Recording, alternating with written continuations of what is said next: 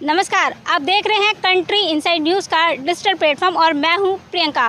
बड़ी खबर बांग्लादेश से, जहां बांग्लादेश की पूर्व प्रधानमंत्री शेख हसीना को बांग्लादेश की राजधानी ढाका के कोर्ट इंटरनेशनल ट्रिब्यूनल कोर्ट के द्वारा उन्हें फांसी की सज़ा सुनाई गई है। जी हां, बिल्कुल आप ठीक सुन रहे हैं। ढाका के क्रिमिनल ट्रिब्यूनल कोर्ट के द्वारा शेख हसीना को फांसी की सज़ा सुनाई गई है। ये जो सज़ा सुनाई गई है वो मानवता के खिलाफ शेख हसीना को ये सज़ा सुनाई गई है, क्योंकि शेख हसीना जब अपने सत्ता में काबिज थी तो ये आरोप कोर्ट के द्वारा लगाए गए हैं कि उस वक्त उन्होंने शेख हसीना ने कोर्ट का दुरुपयोग किया था, भ्रष्टाचार में वो लिप्त रही थी। और जब 2024 से बांग्लादेश जल रहा था, उस वक्त छात्रों को जानबूझकर अरेस्ट किया जा रहा था, टॉर्चर किया जा रहा था और उस वक्त तकरीबन 1400 लोगों की जो मौत हुई है उसका जिम्मेदार सीधे कोर्ट ने शेख हसीना को माना है। और इसीलिए शेख हसीना को कल 17 नवंबर को ढाका की कोर्ट के द्वारा शेख हसीना को फांसी की सज़ा सुनाई गई है।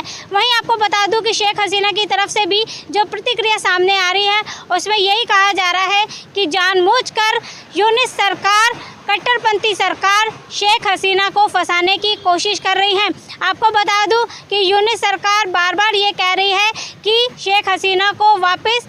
बांग्लादेश आना चाहिए, लेकिन शेख हसीना किसी भी तरीके से बांग्लादेश जाने को तैयार नहीं है, क्योंकि इस वक्त बांग्लादेश में कट्टरपंथी सरकार है। और जिस तरह से आप सभी दर्शकों ने उस वक्त देखा होगा कि 2024 में छात्रों के नेतृत्व में एक आंदोलन शुरू हुआ था और ये आंदोलन शुरू हुआ था सरकारी कोटे में। आपको बता दूं कि उस वक्त छात्रों के नेतृत्व में एक आंदोलन शुरू हुआ था और ये आंदोलन शुरू हुआ था सरकारी नौकरियों में जो कोटा दिया जा रहा था उसके विरोध में ये आंदोलन शुरू हुआ था। ये आंदोलन शुरू तो हुआ था सरकारी नौकरियों में कोटे के विरोध को लेकर सरकार के लिए, लेकिन सरकार से शुरू हुआ ये जो आंदोलन है, ये जो विरोध है, ये जो चिंगारी है, वो पूरे राष्ट्रव्यापी आंदोलन में बदल गई थी और सभी ने उस धू करके जल रहा था। और उस आनंद पान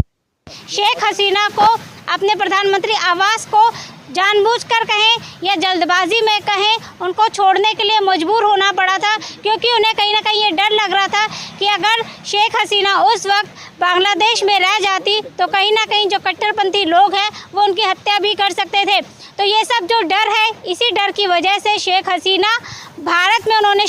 था और यहाँ पर वो एक मेहमान के तौर पर यहाँ पे रह रही थी और भारत सरकार ने भी उनकी पूरी तरीके से यहाँ पर सुरक्षा की हुई है। लेकिन आपको बता दूं कि जिस तरीके से कल 17 नवंबर को ढाका की कोर्ट के द्वारा शेख हसीना को फांसी की सज़ा सुनाई गई है, उसको लेकर अब शेख हसीना साफ साफ कह चुकी हैं कि वो इस आरोप जो उनके ऊपर लगाए गए हैं, इन आरोपों के खिलाफ सुप्रीम कोर्ट में जाएंगी, बांग्लादेश में जाएंगी। लेकिन वहीं अब सुप्रीम कोर्ट के द्वारा भी ये कहा गया है, बांग्लादेश के सुप्रीम कोर्ट के द्वारा भी कुछ शर्तें सामने रखी गई हैं, जिसमें ये कहा गया है कि या तो शेख हसीना खुद बांग्लादेश में आए, यहाँ पे सरेंडर करें, यहाँ पे अपनी गिरफ्तारी करें, तभी उनकी जो अपील है वो स्वीकार होगी। वहीं दूसरी तरफ ये भी कहा जा रहा है कि Sheikh Hasina international court criminal में भी जा सकती हैं, लेकिन उसके लिए भी कुछ प्रोसीजर हैं जो उनको पूरे करने होंगे। और ये प्रोसीजर है या तो बांग्लादेश की सरकार उनको अनुमति दे या फिर UN सुरक्षा परिषद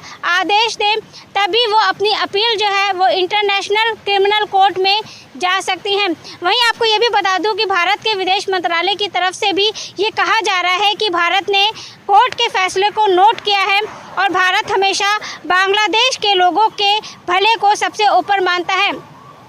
लेकिन सबसे खास बात दर्शकों, आपको ये भी बता दूं कि भारत और बांग्लादेश के बीच में एक द्विपक्षीय वार्ता हुई थी। इस द्विपक्षीय वार्ता में ये कहा गया था कि अगर कोई भी दोषी किसी पड़ोसी देश में चला जाता है तो प्रत्यर्पण समझौता हुआ था, जिसके तहत उसे वापस उसके अधिकारियों यानी कि बांग्लादेश के अधिकारियों को वापस सौंपा जाए। लेकिन कहा यह भी जा रहा है कि अगर ये जो प्रत्यर्पण समझौता हुआ है इसमें एक अनुच्छेद है और उसमें ये कहा गया है कि अगर किसी व्यक्ति को किसी राजनीति के तहत अगर फंसाया जाता है तो फिर प्रत्यर्पण समझौता जो है वो रद्द भी किया जा सकता है और इसके लिए कोई बाध्यता नहीं है। अब देखना ये होगा कि भारत अब इस पर क्या स्टैंड लेता है, क्योंकि जिस तरह से शेख हसीना इतने लंबे समय तक भारत में एक मेहमान के तौर पर रह रही हैं और शेख हसीना बार बार लगातार कह रही है कि यूनिस सरकार, कट्टरपंथी सरकार के द्वारा उन्हें जानबूझकर फंसाया जा रहा है और इसीलिए अब वो वापस बांग्लादेश नहीं जाना चाहती हैं और बांग्लादेश अगर वो जाती हैं